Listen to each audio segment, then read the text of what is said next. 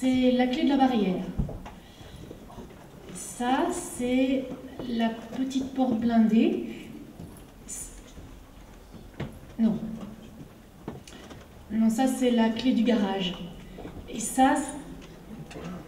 Pardon, je reprends du début. Ça, c'est la petite...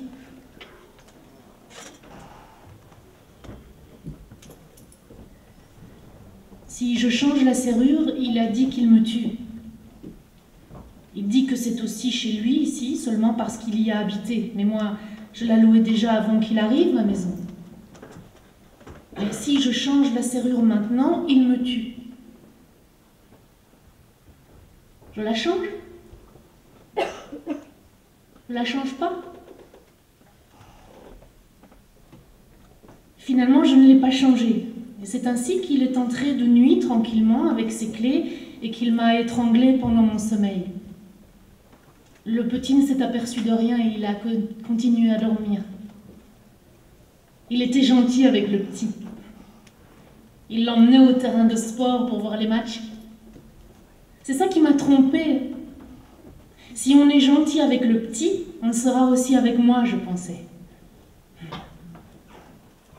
Je me sentais tellement seule. L'usine, le petit... Puis j'aimais bien voir un homme à la maison. Ils sont beaux, les hommes, dans la salle de bain. Quand ils se font la barbe avec cette bonne odeur de propre. Parce que ça, pour être propre, il était propre. Il changeait 2 fois de chemise tous les jours. Moi, je n'étais pas très douée pour repasser les chemises, je le sais bien. Mais lui, il faisait une petite fixette là-dessus. C'est de la faute des mères qui habituent leurs fils à vivre comme au grand hôtel, et puis quand ils entrent dans la vie réelle, ils ne se retrouvent plus. Si j'avais eu des sous, j'aurais été aussi au grand hôtel avec le petit. Et j'aurais quitté cette maudite maison. D'ailleurs, elle me l'avait dit au centre anti-violence. Change la serrure. Mais moi, j'avais peur qu'il me tue. Il l'avait hurlé à tout vent. Si elle change la serrure, je la tue!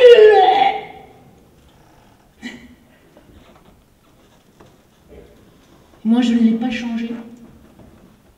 En fait, il est entré et il m'a tué. Il n'y a pas de logique. Celui qui comprend quelque chose dans tout ça, il est malin.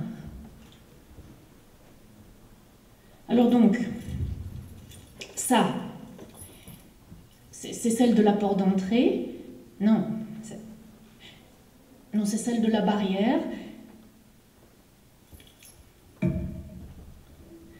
Il entrait et il sortait à toute heure, comme bon lui semblait. Il allumait la télé à plein volume pendant la nuit, il réveillait le petit, il vidait le frigo, il mangeait les courses de 2 jours. Il était habitué à se servir comme il en avait envie.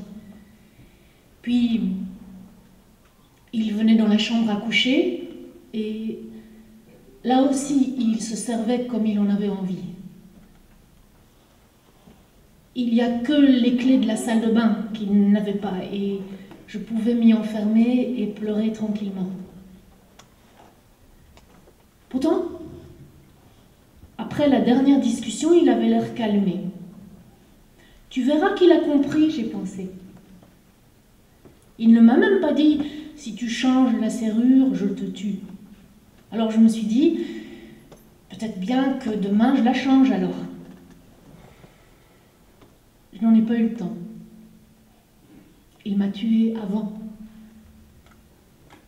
Moi, je ne voulais pas lui faire de mal. Je voulais seulement le quitter. Ou plutôt, je voulais que lui, il nous fiche la paix. Au petit et à moi. Mais lui, chez sa mère, il ne voulait pas y retourner.